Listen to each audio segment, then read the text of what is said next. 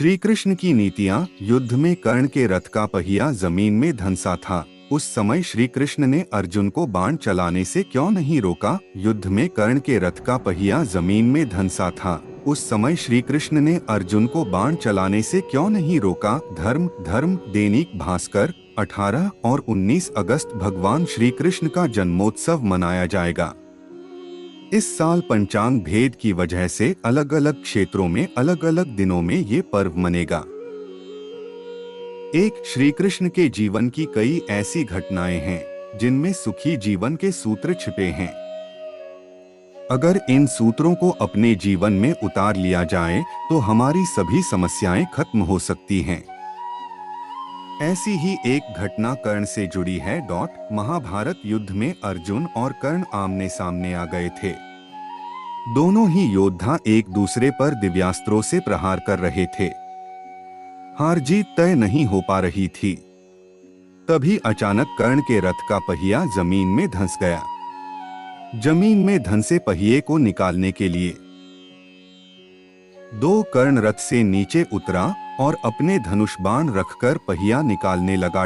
कर्ण ने अर्जुन से कहा था, निहत्थे पर प्रहार न करो। अर्जुन ने अपने धनुष पर बाण चढ़ाया तो कर्ण ने कहा कि तुम एक वीर योद्धा हो, तुम्हें ये शोभा नहीं देता है कि तुम एक निहत्थे व्यक्ति पर प्रहार करो। ये अधर्म है। मुझे रथ का पहिया निकालने दो और फिर मैं तुमसे युद्ध करूंगा। कर्ण की बातें सुनकर श्री कृष्ण बोले कि जब कोई अधर्मी व्यक्ति परेशानियों में उलझता है। 3, जब वह संकट का सामना करता है तब उसे धर्म की याद आती है। श्री कृष्ण ने कर्ण को याद दिलाए उसके अधार्मिक कर्म। श्री कृष्ण ने कर्ण से कहा कि जब युद्ध क्रीड़ा में कपट हो रहा था और जब द्रौपदी का भरी सभा में चीर हरण हो रहा था, उस समय तुमने धर्म का नहीं अधर्म का साथ दिया था। वनवास के बाद भी तुम्हारे मित्र दुर्योधन ने पांडवों को उनका राज्य नहीं लौटाया, तब भी तुम चुप रहे।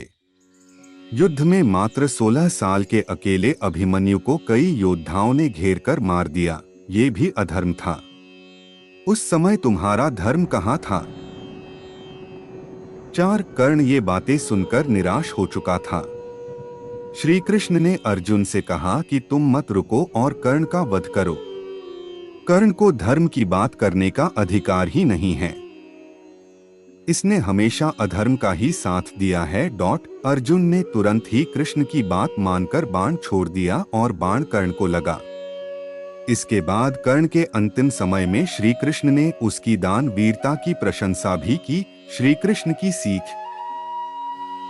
5, इस प्रसंग में श्री कृष्ण ने हमें ये समझाया है कि कोई भी व्यक्ति अधर्म करते समय सही गलत पर विचार नहीं करता है।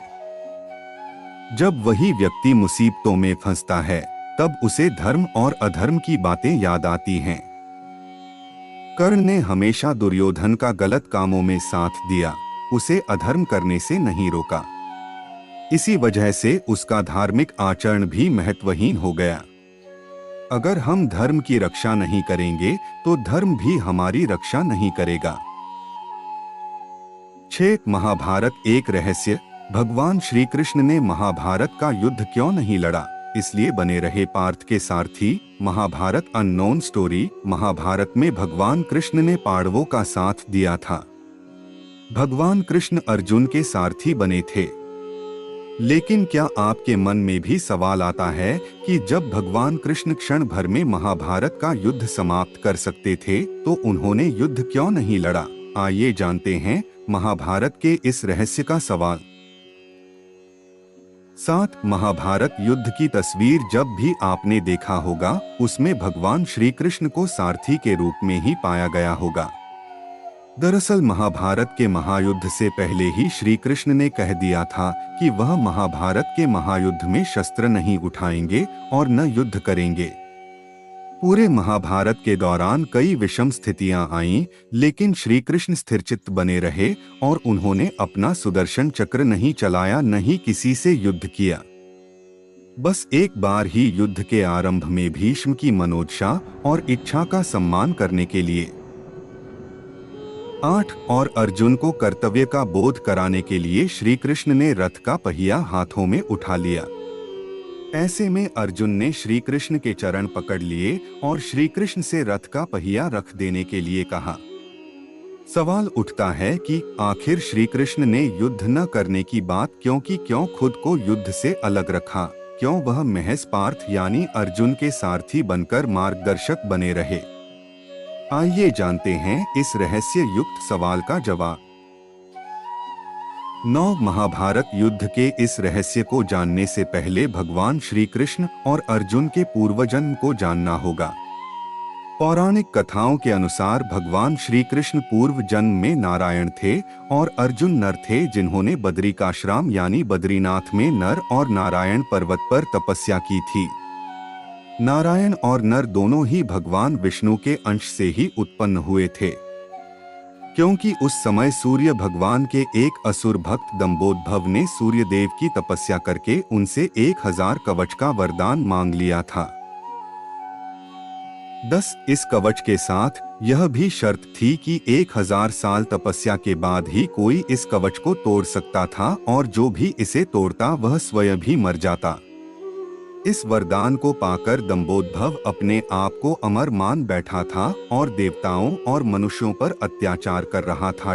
नर और नारायण को दंभोदभव ने युद्ध के लिए ललकारा, तब नारायण ने दंभोदभव से युद्ध किया और 1000 साल के युद्ध के बाद आखिर नारायण ने असुर का पहला कवच तोड़ दिया।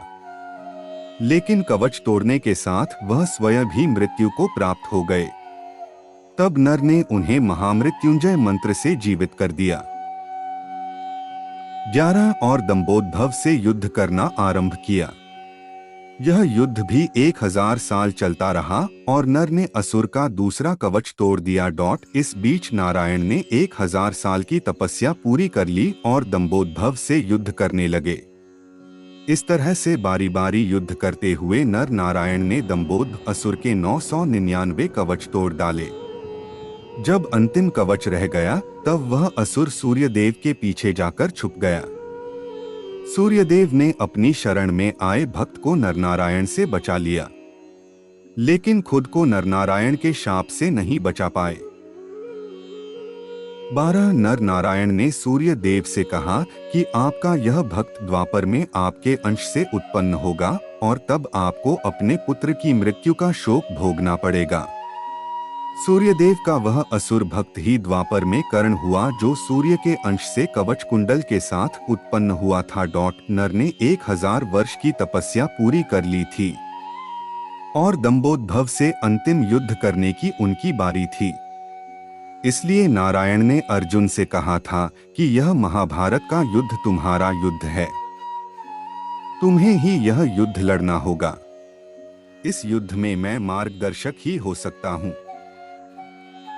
13 इस युद्ध को जीतकर तुम्हें कीर्ति की प्राप्ति होगी और धरती का सुख प्राप्त होगा। तुम अपना युद्ध नहीं लड़ोगे तो मैं भी तुम्हारी मदद नहीं कर पाऊंगा, क्योंकि कर्ण का वध तो केवल अर्जुन ही कर सकते थे, क्योंकि सूर्य के वरदान के कारण दंभोदभव को वही मार सकता था जिसने 1000 वर्ष तपस्या की हो। और कर्ण अगर जीवित रह जाता तो महाभारत युद्ध पांडव नहीं जीत पाते। इसलिए श्री कृष्ण ने अर्जुन को युद्ध करने के लिए कहा और स्वयं पार्थ के सारथी बने रहे। 14 महाभारत युद्ध में भगवान श्री कृष्ण ने स्वयं युद्ध न करके अर्जुन से युद्ध के लिए आगे किया। इसके पीछे एक रहस्य यह भी है कि भगवान कहते हैं, मैं तो मार्गदर्शक हो सकता है, बुद्धि रूपी रथ का सारथी हो सकता हूँ, लेकिन हर व्यक्ति का जीवन में अपना अपना युद्ध होता है और जो अपना युद्ध स्वयं नहीं लड़ सकता है, भगवान भी उसकी मदद नहीं करते हैं। इसलिए हमेशा यह समझना चाहिए कि जब युद्ध हमारा है तो यह हमें ही लड़ना होगा। ईश्वर हमारे बदले आकर युद्ध नहीं लड़ेंगे। अगर सत्य की लड़ाई करेंगे तो ईश्वर सारथी बनेंगे और अगर